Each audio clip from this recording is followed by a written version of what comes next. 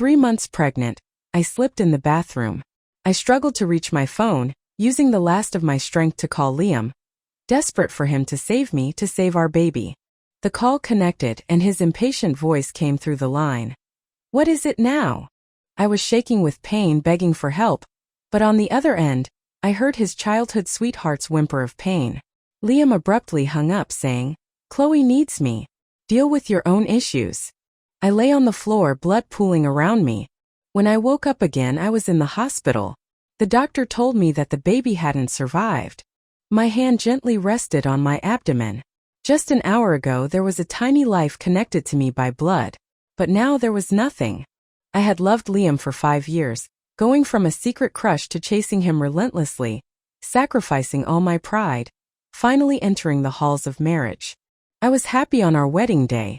I thought that I had finally moved him, that he had married me out of love. But outside the door, I overheard his friend saying, "Dude, you were way too impulsive. Just because Chloe is pregnant, you threw away all common sense and married a woman you don't love. Does Jane even deserve to be Mrs. Liam?" I waited at the door, hoping Liam would deny their claims, but all I heard after a long pause was his impatient voice. "The wedding has already happened. What's the point of talking about it?" There were chuckles from inside. They were happily mocking the fact that Liam's white moonlight, Chloe, was getting married and having children, while criticizing me for shamelessly seducing him. I thought that maybe it was because I hadn't tried hard enough. I had met Liam too late. As long as we were together, he would eventually understand me and love me. But later I realized some people's hearts are as hard as stone. No amount of warmth can melt them. I took out my phone and stared at my chat history with Liam. "Why aren't you answering?" "Jane? Hello? Weren't you supposed to deliver that file today?" I stared at the messages and couldn't help thinking, if only Liam had listened to me last night, if he had come to save me, would my child have died? But he didn't. He was with his little sweetheart, Chloe. I slowly typed, "Liam, let's get a divorce." After sending the message, I deleted Liam's contact and prepared to bring my baby home. Along the way, the nurses looked at me with pity. I heard them whispering about the baby I had lost. This hospital was where I often came for prenatal checkups. Except for the first time I found out I was pregnant, Liam never accompanied me to the hospital again. I went to all my checkups alone. He always said he was too busy with work, that the company was just getting on its feet and he couldn't take time off. So I tried to be an understanding wife, always saying, "Okay, I can handle it myself. You go ahead and focus on your work." "Thanks to you this time, Liam." A syrupy voice rang out. I looked up and made eye contact with the newcomer. Liam was holding a 4-year-old child. Standing next to him was Chloe. They stood together looking like a real family of 3. Liam's gaze landed on me, and a flicker of impatience crossed his face. Chloe also looked surprised, then she pretended to be concerned. "Jane? Are you here to see Liam?" I lowered my gaze. "No." I tried to leave without paying them any attention, but Liam grabbed my arm, scolding, "Do you have to be this clingy? You're pregnant, yet you still run to the hospital." He thought I was there to find him. It was true, I had never liked him seeing Chloe. I would always try to keep them apart. But now I couldn't care less. I shook off Liam's hand as if it were a speck of dust. "Excuse me." I didn't want to be associated with them anymore, but Chloe didn't want to let me off so easily. She stepped forward and said, "Jane, last night little Timmy cried a lot. I was afraid he might be sick, so I had Liam take us to the hospital. There's really nothing between us. Please don't be mad." Liam frowned. "Why are you explaining all this to her? I can go wherever I want. It's none of her business." It was strange. I didn't intend to meddle in their affairs. I couldn't understand why they had to talk to me as if I had something to do with their lives. I said, "Well, have a good time, can you let me through?" Chloe seemed shocked, stepping back. Liam said unhappily, "Jane, do you have any manners?"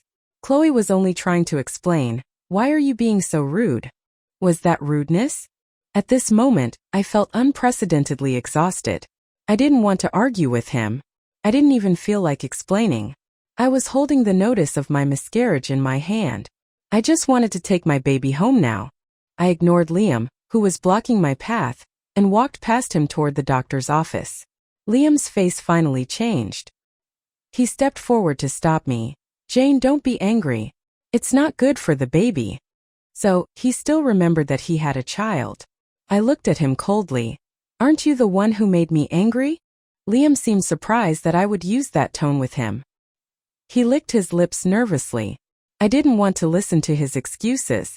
I turned to leave, but a sharp pain hit me the next second. Ah! The child in Liam's arms reached out and pulled my hair hard. I had just miscarried and hadn't eaten anything. I was weak. When he pulled, I staggered backward and bumped into Liam. The boy cried out in a loud voice. Mom! It hurts. She bumped into me on purpose. My hand hurts so much. Jane! Timmy is just a child. Liam shielded the boy, stepping away from me. Chloe rushed over, pushing me away roughly. I fell to the ground, feeling faint with pain. I looked up and saw Liam holding the child, soothing him in a low voice. Chloe was nervously holding the boy's hand. Does it hurt a lot, Timmy? I'm sorry, it's all Mom's fault. Mom didn't expect that she would hurt a child like this. Chloe looked at me. Jane, I know you don't want Liam and me to be together, but Timmy is innocent. How could you do this to a 4-year-old child? I stared at the child in Liam's arms. He was buried in Liam's embrace, making a face at me. Was a 4-year-old really too young to know anything? If he knew nothing, how could he have pinched his own hand, and then blamed me in front of everyone? If he knew nothing, how could he have deliberately bumped into my stomach several times after finding out I was pregnant? And if it hadn't been for him purposely scattering marbles in my home, how could I have slipped? I couldn't help but feel it was funny. Only Liam would take him as an innocent child who knew nothing. I just found it laughable. It was because of them that I had forever lost my baby. I slowly propped myself up against the wall to stand. Liam, who had been furious, suddenly looked stunned, and then he softened his tone, trying to help me up. How are you? Does your stomach hurt? Should we have you checked? No, I want to go home, I said coldly. Remember to check your messages. I decided to divorce him and had already asked the lawyer to prepare the documents. Liam relaxed when I mentioned messages. He probably thought I was going to make some kind of demand. He patted the child. Okay, I will look at them later. I glanced at him, then turned and left. This time, Liam didn't try to stop me from leaving. Turning the corner, I heard Liam's voice. He seemed to be calling his secretary. Which one of those longevity lockets did Jane pick for the baby? Yes, wrap it up for me. Liam froze as if he had been turned into stone, standing motionless in place. Miscarriage? That's impossible. He turned his head slowly, looking at me with disbelief. But I only looked at the child on the ground. Liam's hand was shaking, and he wanted to help me. But he staggered a little. He asked, What does this mean? I only stared blankly at the child, ignoring his question. Chloe, who was lying on the ground, moaned a few times. Seeing that Liam didn't pay any attention to her, she slowly stood up. She grabbed Liam's hand. It must be her fault. She was running around even while pregnant. She deserved to lose her baby. Liam suddenly looked up at her, his eyes murderously cold. Shut up. Don't curse my child. Chloe was startled, stepping back. She tried to calm herself and said, Liam, I didn't mean that. You're still young, you'll have children eventually. Liam paused, then nodded. Yes, we'll have more children. He clutched my hand, urgently said, It's okay, Jane, we're still young. We can always have more children. His careless words tried to gloss over his mistakes that had caused me to lose our baby. I looked up at him and asked, word by word, Do you know how desperate I was when I called you that night? I wanted you to save me, to save our child. But what did you say? You said that Chloe needed you and you couldn't leave. Liam pursed his lips. Timmy was crying the whole night. We took him to the hospital and found he had a fever. It's hard for Chloe to take care of a child by herself. I just couldn't ignore her, could I? I listened to his explanation expressionlessly. Liam always had a reasonable excuse every time he broke a promise. The first time when we went to a movie, he took the tickets and asked me to wait for him while he answered a call. But he never returned. Sat alone in the waiting area watching people coming and going. I couldn't reach him. I was afraid that if I left, he would worry about me. But even when the shopping center closed, he didn't come back. Later, he apologized to me, saying that he had received an emergency call. I told him that it was fine. Much later, I found out that Chloe had called him that day, saying she wanted a dessert from some popular store. So he drove 2 hours to stand in line for her. They chatted happily and of course forgot about our movie date. I looked down at my hand gripped in Liam's. Once my hands were soft and delicate. My parents never let me do housework when I was home. But after marrying him, he said he didn't like other maids in the house, so I did everything myself, ironing his clothes in advance and making him nutritious meals. But Liam was always indifferent, even thinking that me bringing him food was just a way to keep an eye on him at the company. I slowly pulled my hand away. For the first time, Liam's face was filled with panic. I said coldly, "You don't need to explain to me. I don't care about any of this." "You don't care? How can you not care? You clearly hated me seeing Chloe before." I just found his words ridiculous. He knew everything, he knew what I cared about, he knew what I hated. But he chose to ignore it all, he even deliberately stepped over my boundaries to hurt me. I stood up. "The divorce agreement will be sent to you. Remember to sign it." Liam gritted his teeth.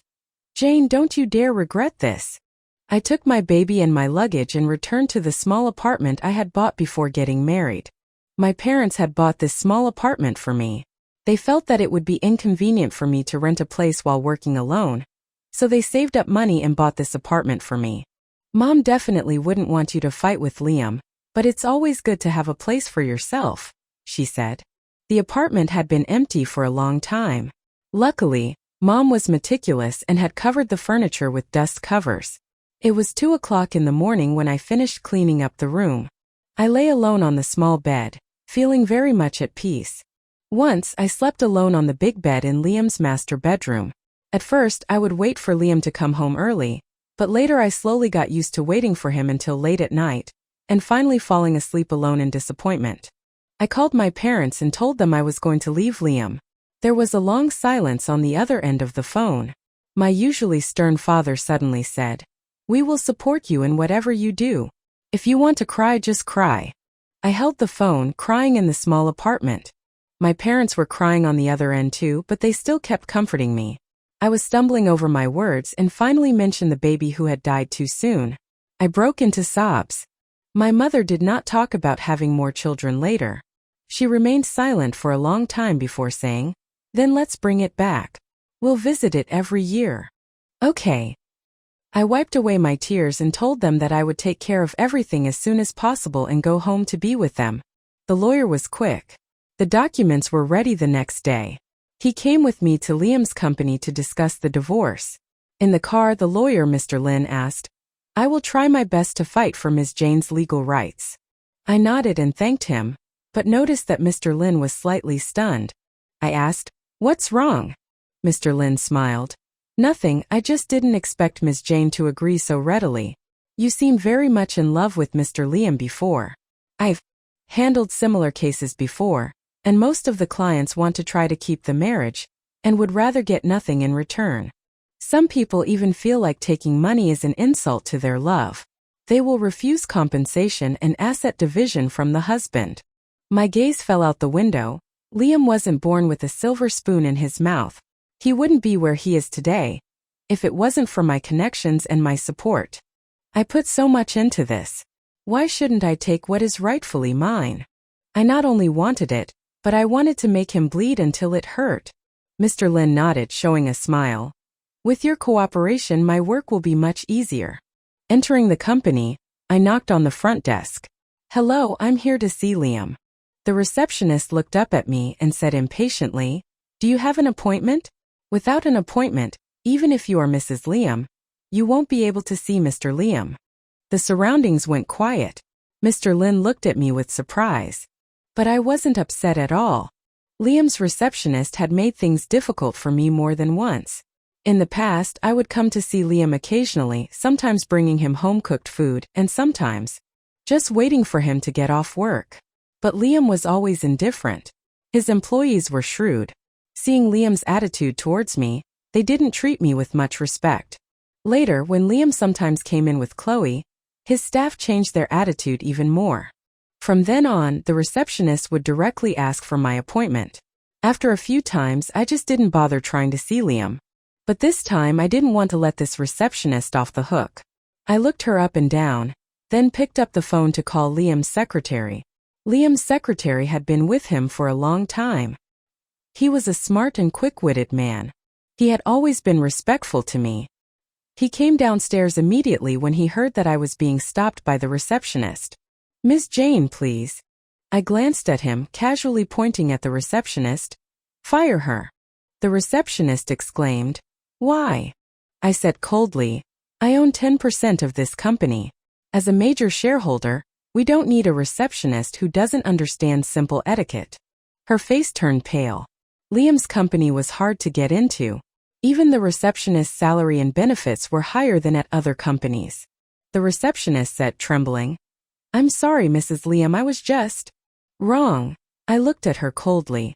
I thought she really has no sense of what is appropriate. Even the secretary is calling me Miss Jane, and she is still calling me Mrs. Liam when trying to apologize. I lost the last of my patience. I looked at the secretary and he lowered his head. "I'll have human resources handle it." The receptionist panicked. "You can't fire me. Chloe recommended me. Mr. Liam definitely won't agree." How ridiculous. A company receptionist needed connections. But before I could say anything, Liam rushed down the stairs. He was stunned when he saw the situation, then immediately asked, "What's all the commotion about?" After listening to the secretary's explanation, he frowned. Someone without etiquette indeed doesn't deserve to stay at Liam Corporation. The receptionist's face went completely white, but Liam didn't care. He looked at me, a hint of joy on his face. "Jane, I'll teach these idiots a lesson later. Would you like to come up and have a seat?" I nodded. "I came today to sign the divorce agreement." Liam's smile froze. He looked annoyed. "Are you serious? You really want to divorce me? The baby is gone.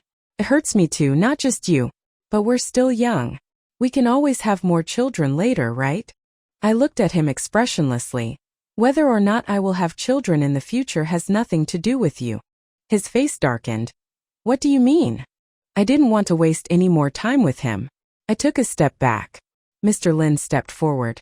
"From now on, Mr. Liam, you can talk with me." By now, quite a few employees had gathered around to watch out of curiosity. Liam looked like he had been punched hard. He took a deep breath and took us upstairs. Mr. Lin was truly an elite in his field. He was actually able to negotiate such a favorable deal for me, even against Liam's legal team. When the divorce agreement was pushed in front of Liam, he just wouldn't sign it. He looked at me, saying word by word, "I can give you anything you want, but I don't want to divorce you. I know you blame me.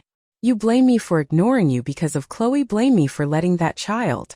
But you have to give me a chance to make it up to you." He actually thought I hadn't given him a chance to make it up to me. Hadn't I given him enough chances already? Hadn't my disappointment and despair been enough? In the early days of our marriage, we also had some brief moments of happiness. At that time, Chloe was already married and newly pregnant. It was said that she was very happy abroad. Liam seemed to have given up on her, and instead focused all his attention on work. He would buy me gifts and talk to me about interesting things. But all this changed a year ago. Chloe returned home with her 3-year-old child. According to Liam's friends, she was married to a wealthy man from a good family, but he was an abusive domestic violence perpetrator. Chloe was often covered in bruises. She called Liam, crying, "I didn't marry him for money. That money was useless to me. I only wanted my child, so I didn't take any of his assets and chose to come back with nothing. Liam, you're the only one I can trust." So Liam abandoned multi-million-dollar deals and went abroad to bring her back. He told me that he was taking care of Chloe because she was his childhood friend. They grew up together. His parents had told him to take care of her like a younger sister. And like an idiot, I believed it and even felt sorry for her. Until one day, I found her son Timmy stomping on the gift I had given him. He asked Chloe, "Mom, when will that bitch get divorced from Uncle Liam? I want to be Uncle Liam's son." Chloe patted the boy on the head, saying smugly, "Soon, but she is so pathetic, she might drag Liam down for a long time." At that moment, I almost couldn't believe what I was hearing. What kind of evil person would educate their child like that? I was horrified. I tried to indirectly talk to Liam about them, asking them to not be so close, but all I got in return was his solemn face saying, "Are you jealous? I'm only treating her as a younger sister. I am just looking after my sister." So I had to keep quiet. And now, today, he actually asked me to give him another chance. I reached down to pick up the pen and sign my name with a flourish. I said, "Mr. Liam, if you sign now, we can resolve this peacefully. Otherwise, we'll see each other in court." Liam froze. He wanted to say something, but then the door was pushed open forcefully. Chloe burst in, holding her child. She said angrily, "Jane, don't go too far. Just because Liam loves you, you can't hurt him like this." I raised my chin and asked, "What, you don't want him to divorce me?" Chloe's face stiffened and she snarled, "I just think you don't deserve him." "Enough," Liam suddenly said. Chloe looked at him in shock. Liam said, "Who allowed you to talk to her like that? She's still Mrs. Liam now." Chloe's expression turned ugly. Her hand squeezed the child hard. Timmy instantly burst into tears. Chloe came back to her senses and quickly tried to soothe him in a low voice. But Timmy wouldn't have any of it. He cried loudly, "Mom, you lied to me. You said when that bitch lost her baby, Uncle Liam would be my father. You liar. You're a big liar." Liam's face changed. He stood up abruptly. Chloe panicked and reached out to cover the boy's mouth, trying to explain, "No, that's not what happened. The child is just talking nonsense." But Liam didn't believe her at all. He reached out and grabbed Chloe's wrist. The force was so strong that I could hear the bones crackling. Chloe released her grip as she felt the pain. Liam stared at Timmy and asked, "What else did your mother tell you? If you tell me, I'll buy you a present." "No." Chloe kept making faces at the child, but the boy had been spoiled. He didn't care. As soon as he heard the word present, he blurted out everything. "Mom asked me to bump into her belly. She said there was a bastard who wanted to steal things from Timmy. Timmy hates other people stealing my things. Uncle Liam's things should all belong to me." But it didn't work. Luckily Timmy was smart. I put marbles in the bathroom. That bastard is gone now. Mom said Timmy succeeded in getting Uncle Liam. The child used his innocent voice to describe the most vicious scheme. My hands were clenched tightly, and my sharp nails dug deep into my palms. It was because of these people that I had completely lost my baby. Liam's eyes were bloodshot. He stared at Chloe and Timmy. Timmy was startled by his expression. He clutched Chloe tightly, but at that moment Chloe was completely panicked. She reached out to grab Liam, but he shook her off violently. Liam said word by word, "Chloe, very well, very well. So you've been playing me like a fool all this time." Chloe's face was covered in tears. "No, Liam, it's not like that. Timmy was just talking nonsense. He is just a kid." Timmy stamped his feet angrily. "Timmy didn't say nonsense. Mom, when can Timmy call Uncle Liam Dad? Do we have to push her down the stairs?" Slap! A loud slap resounded. In order to stop Timmy from continuing, Chloe raised her hand and slapped her own son hard. Timmy burst into tears and started kicking Chloe. His hits were very heavy, even jumping up and hitting Chloe's head. She finally reaped what she had sown. I watched the farce coldly. Finally, Liam called security to take them both away. Chloe cried while begging Liam to forgive her. But Liam said coldly, "Throw them out. Chloe, you can wait. From now on, Liam, will never let you have a good life." Chloe and Timmy were dragged out like trash. Then Liam turned his head to look at me. I looked at his tear-filled eyes and asked, "It's time to sign, right?" Liam slowly walked over. "Yes, I don't deserve to be your husband. I was blinded by her. I didn't think a child could be so vicious. Would you give me a chance to make it up to you?" I was silent. Even today, he was still making excuses for himself. Even today, he wouldn't apologize for what he did. My patience was finally exhausted. I reached out and tapped the table, staring at him without saying a word. Mr. Lin reminded him, "Mr. Liam, it's time to sign." Liam glared at Mr. Lin, but the latter still had a polite smile on his face. Liam signed the divorce agreement. Mr. Lin collected the documents and said, "I will contact you later after inventorying the assets. Ms. Jane, do you have any other requests?" I shook my head. Liam stepped forward at this moment, trying to pull me, but Mr. Lin skillfully stepped away. He smiled at Liam. "Mr. Liam, you don't want to be sued for harassment, do you?" Liam looked at the lawyer in disbelief. "Are you threatening me?" Mr. Lin licked his lips. "No, I'm just reminding you. Of course, if you feel offended, you can sue me at any time, or blacklist me in the industry if you can do it." I watched with satisfaction as Liam lost face. He didn't even get a chance to talk to me by the time I left. On the way back, I looked at Mr. Lin a little worriedly. He read my expression. He gave me a playful smile. "Who isn't a second-generation rich kid here? It would be best if he doesn't provoke me. If he does." He paused and then said, "Wait a moment."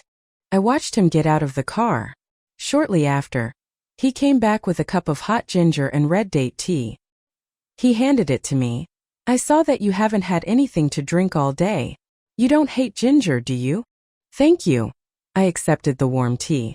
I couldn't help but feel gratitude toward Mr. Lin. I said goodbye to Mr. Lin, watching the elevator slowly rise. As soon as I was alone, I couldn't help but think about that baby. Ding! The elevator doors slowly opened. Standing outside was someone I didn't expect. "Mom, Dad, how did you guys get here?" I stared blankly at my parents. They were dragging their old suitcases. Mom was sitting on the suitcases and Dad was sitting on the floor. When they saw me, they stood up together. Maybe they had been sitting for a long time because Dad stumbled. I rushed to help him. Mom reached out to touch my head. "You've lost weight." My eyes stung. I blinked quickly, preventing the tears from falling. I wrapped my arms around them and we went inside. My parents had been against my marriage to Liam. My mother felt that Liam was too cold, and my father didn't like Liam's attitude towards me. But at that time, I was madly in love with Liam and insisted on marrying him, ignoring my father's objections. On the wedding day, my father held my hand, giving me to Liam. He said, "You have to take good care of Jane in the future. She is our treasure, and we hope you'll cherish her as well." What was Liam's response at that time? He said seriously while holding my hand, "Okay." Maybe at that moment he had a bit of sincerity, but it was way too cheap. It hadn't even been 7 years before it had all faded away. I looked at my aging parents and said, "Mom and Dad, let's go back to our hometown together." I didn't want to stay in this city that had once hurt me. It held too many unhappy memories. Staying would only lead to more pain. My parents had always supported my decisions. The next day, we had packed everything and returned to our hometown. I had inherited 40 million from Liam. As for the original 10% of the company, I could just hold on to it and earn dividends every year, but I didn't want to be entangled with him anymore. So I directly sold it for a high price. As for whether it would bring trouble to Liam, what did it have to do with me? After returning to my hometown, I opened a small flower shop, using the nickname I had for my child. Liam came to see me a few times, but I treated him coldly as a stranger. A couple of times he ran into my father when he came to pick me up. My father's face turned dark as soon as he saw Liam. He almost chased him out with a broom. After that, Liam gradually stopped coming to see me. My life became quieter. The old wounds slowly healed. It was a sunny afternoon. The wind chimes on the door gently rang. The door opened and it was surprisingly Mr. Lin. He was stunned when he saw me. I put down the sunflowers in my hand and smiled at him. "What can I get for you today?" Mr. Lin casually picked a red rose. "We are not client and lawyer now. May I have a chance to get to know you again? I'm Lucas Lin. My name is Liam, and I have been a spoiled prodigy since childhood. From childhood, my parents taught me to always think of my own gain when I did something. They taught me how to manage relationships and how to play with people's hearts, but they never taught me how to love someone. I was happy on the day I married Jane, but my friends made fun of me for it. I knew some of them looked down on Jane for chasing after me. I wanted to explain it to them, and to tell them that I was marrying Jane because I loved her. It wasn't impulsiveness, and it wasn't because my childhood sweetheart Chloe was married and had children. In fact, I didn't care if Chloe got married or not. The only reason I paid attention to her was because her family was in business with us. But listening to my friends teasing, I couldn't say the words. If I said it, I would be mocked as well, wouldn't I? I said flippantly, "We're already getting married. Why bring this up? I told myself that Jane wasn't here anyway. She wouldn't hear what I was saying. Later, I received a call from Chloe. She begged me to take her back to the country, promising me many benefits. Naturally, I was happy to be a good person. As for what had happened between her and her foreign husband, I couldn't be bothered to investigate. But later I regretted it. If I had investigated it back then, knowing what kind of person she was, would I and Jane not have gone that far? After divorcing Jane, I looked into everything about Chloe. Back then, her family had carefully planned to use her as a bargaining chip in marriage to a business mogul in F country, hoping to get a piece of the pie in the foreign market. But this woman wasn't honest at all. She cheated during marriage and was caught with her pants down. She was divorced with nothing and was even threatened. Finally, she had no choice but to ask me for help. And like an idiot, I thought that she was still the same naive little girl I remembered from childhood. Because of her, I missed my most precious treasure. Jane would never forgive me again. No matter how much I apologized, no matter how hard I tried, she was always cold to me. For a moment, I even felt like she had never actually loved me. But I knew that this was just my own selfish self-comfort. I was just unwilling to admit that it was my own foolishness that wore down her love for me. First, I would blame that lawyer. If he hadn't handled things so cleanly, maybe I could have still saved things. I started targeting him, wanting to move my mind away from Jane, but it didn't work out. Slowly, I realized that I didn't have any extra energy to do those things. After divorcing Jane, I hadn't been doing well. Many of my resources back then were arranged by her. Those people somehow found out the reasons behind my divorce. With Jane, they started targeting me, thinking that I wasn't a good partner to work with. And Jane's 10% stock was also bought out by a mysterious buyer. Not only that, but some other smaller stocks were bought as well. Slowly, I realized that I had lost all control over my company. On the day I was stripped of all decision-making power and kicked out of the company, it was raining heavily. Penniless and carrying huge debts, I walked alone on the empty street. I used my last bit of money to buy a plane ticket to see Jane. I came to the opposite of the flower shop. I had just caught Jane locking up. I wanted to go and say hello, but just then, a man quickly went over to open the umbrella for her. It was that lawyer, Mr. Lin. I saw Jane smile at him. The smile was sweet. I had never seen that kind of happiness before. My gaze landed on Jane's slightly protruding belly. She was pregnant. I stood there, stunned, watching them leave hand in hand. Jane had never stayed in the same place. She had already found her happiness. The rain was heavy. The wind on the bridge was cold, but I wasn't afraid. I was about to be free. As I plunged into the water, I secretly made a wish. If only there could be an afterlife. If there was an afterlife, I would definitely treat Jane well. I would have a smart, beautiful child with her. Darkness approached. I saw a bit of light. It was Jane. I happily said, "Jane, Jane. I know I was wrong. I will be good to you." But she turned away without hesitation. The light disappeared, and the darkness swallowed me completely. And